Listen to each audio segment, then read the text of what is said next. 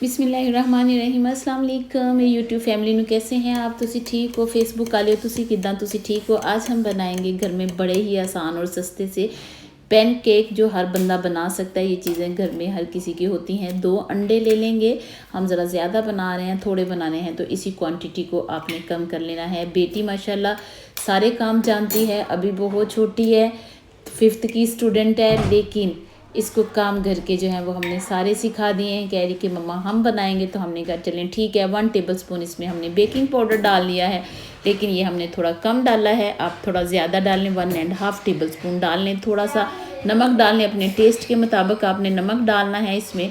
और 1 कप जो है वो दूध अब हम डालेंगे और 1 कप दूध जो है वो हम बाद में डालेंगे।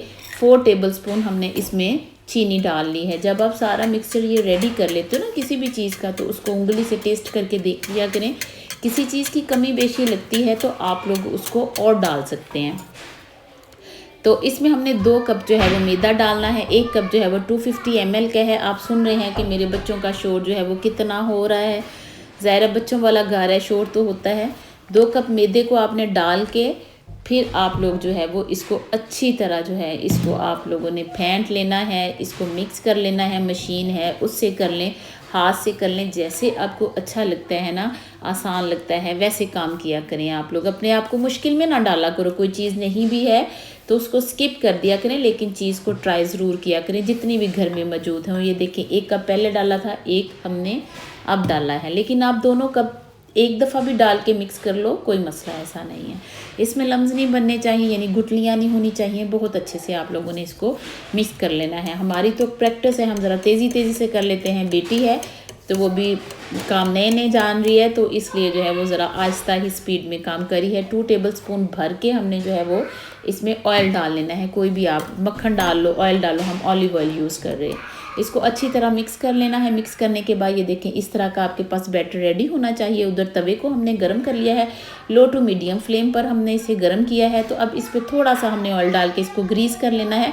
लेकिन आप नॉन स्टिक पैन पे बनाते हो तो ग्रीस करने की ज़रूरत नहीं होती, तो हमने ज़रा बेहतर समझा कि इसको ग्रीस कर लें। इस तरह किसी भी चम्मच की मदद से जो गहरा हो यानी डूंगा हो, उसमें डाल के आप इस तवे पे इसको डाल दें और थोड़ा सा इंतज़ार करें। जब इस पे इस तरह की ये बबलिंग सी आ जाए ना, ये देखिए आप देख रहे हो, तो समझ लो उधर से कुक हो गया है। अगर ज़्यादा देर तक आप रखोगे तो वो इधर से जल भी जाएगा, ब्लैक भी हो जाएगा।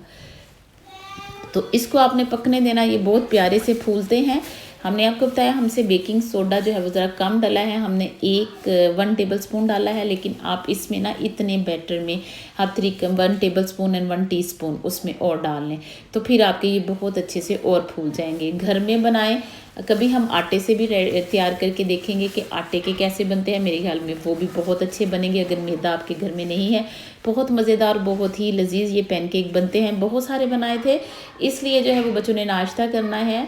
अभी हम आपको थोड़े ही बना के दिखाएंगे क्योंकि वो उसमें बहुत देर लग जानी है। इस पर शुगर सिरप कर लें, इस पर हनी जो है वो लगा लें, मक्खन रख लें, जैसे आपका दिल करे इसको खाने को आप खा सकते हैं। ये चाय के साथ हमने खाए हैं, इतने मज़ेदार लगते हैं कि आपका जो बाहर की ब्रेड लाने की बजाय ना घर में बच्चों को ये बना के दें तो बहुत अच्छा उनका जो है वो नाश्ता हो जाता है। साफ़ सुथरा घर में अपने हाथों से बनाएंगी, आप अपने हाथों से बना के अपने मियाँ को, अपने बच्चों को, घर वालों को खिलाएंगी ना, तो आपका प्यार जो है ना उनके अंदर बहुत सारा और हो जाएगा। यकीन करें बहुत ज़्यादा मोहब्बत बढ़ जाती है। अपना बहुत सारा ख्याल रखिएगा। Thanks for watching.